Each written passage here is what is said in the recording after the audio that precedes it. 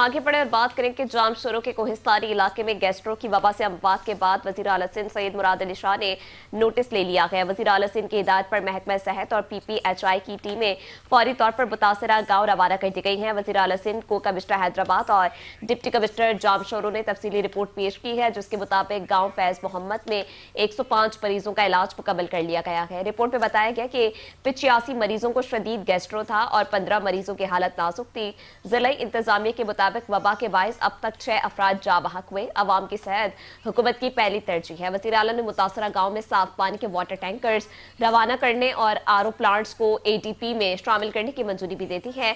Laboratory report के मुताबिक मकामी पानी के नमूनों में आलूदगी की शरह हद से ज्यादा पाई गई है। उनका कहना है कि साफ पानी की फराहमी, हिफाजती इकदामात और अद्वियात की दस्तियाबी हर हाल में यकीनी बनाई जाए। तर्जमान के मुताबिक वज़ीर आला सिंध खुद सूरत हाल की बराह रास्त निगरानी कर रहे हैं, जबकि कमिश्नर हैदराबाद ने बताया कि महकमा सेहत, PPHI और बहाली टीमों की मुश्तरका कार्रवाइयां तेजी से जारी हैं।